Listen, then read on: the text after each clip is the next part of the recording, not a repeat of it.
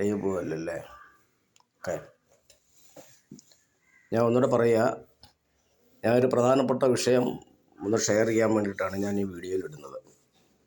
എൻ്റെ പേര് ദാസപ്പൻ, എൻ്റെ ഭാര്യയുടെ പേര് കുഞ്ഞോളെന്നാണ്. അതുകൊണ്ടൊരു 14-15 വർഷങ്ങൾക്ക് മുമ്പേ എൻ്റെ വീട്ടുകാരത്തിക്ക് ഷുഗറിൻ്റെ പ്രയാസമുണ്ടായി. ഷുഗർ കൂടി, ബ്രസ്റ്റിന് പ്രശ്നം വന്നു. 2-3 പ്രാവശ്യം ICUയിലൊക്കെ അഡ്മിറ്റ് ആകേണ്ട സ്ഥിതി വന്നു, മഞ്ചേരിയും നിലമ്പൂരും ഒക്കെ ആയിട്ട്. അങ്ങനെ ഇരിക്കെ അസുഖത്തിന് ശകലം ഭേദം വന്നു കഴിഞ്ഞപ്പോഴത്തേക്ക് പെട്ടെന്ന് ഷുഗർ കൂടി.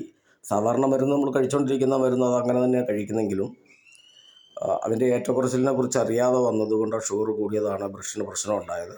പിന്നീടത് അറ്റാക്കായി. ആദ്യം ഒരു 4-5 വർഷങ്ങൾക്ക് മുമ്പേ ആൻജിയോഗ്രാം ചെയ്തു മാറിയതായിരുന്നു. കുറച്ച് ഇപ്പം ഒരു 4 മാസത്തിന് മുമ്പേ അപ്പം തന്നെ ഷുഗറിൻ്റെ ഗുളിക കഴിക്കുന്നുണ്ട്, അറ്റാക്കിൻ്റെ മരുന്ന് കഴിക്കുന്നുണ്ടായിരുന്നു. 4 മാസത്തിന് മുമ്പേ ഞാൻ പള്ളി പ്രാർത്ഥന നടത്തിക്കൊണ്ടിരിക്കുന്ന സമയത്ത് വീട്ടുകാരത്തേക്ക് വീണ്ടും നെഞ്ചുവേദന കൂടുതലായി, വലിയ പ്രശ്നമായി.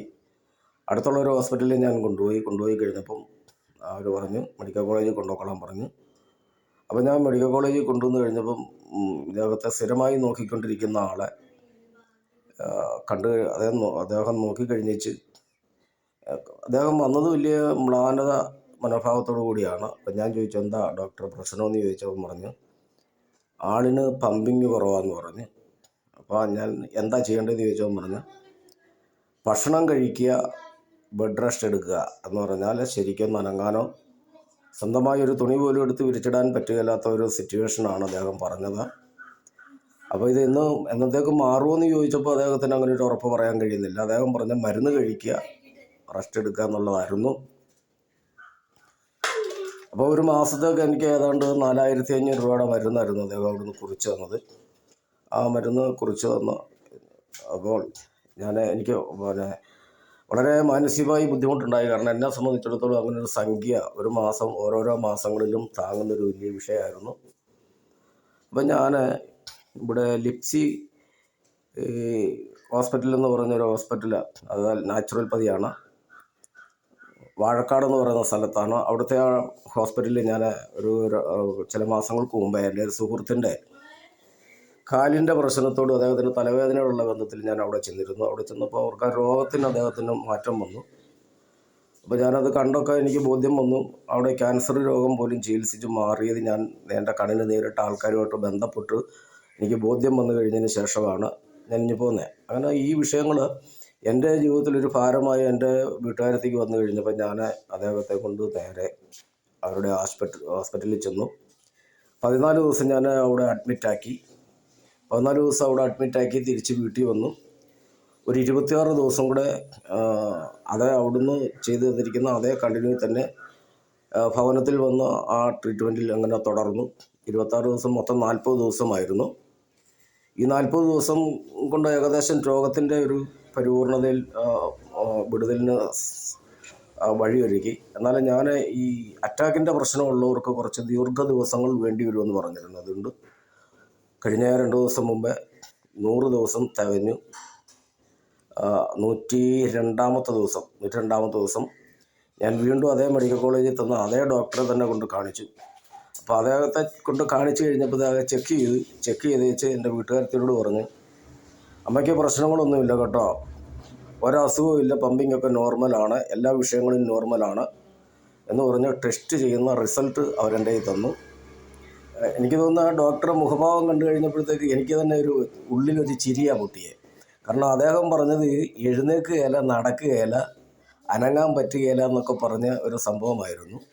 എന്നാലും ഞാൻ അവിടെ ചെന്ന് കഴിഞ്ഞതിന് ശേഷം ആ വിഷയത്തിനൊരു പരിഹാരം ദൈവം വരുത്തി. ആ രോഗി ഇതായിരുന്നു, ആളിന് പൂർണ്ണ സൗഖ്യം വന്നു. ഇതാണ് ആളെ.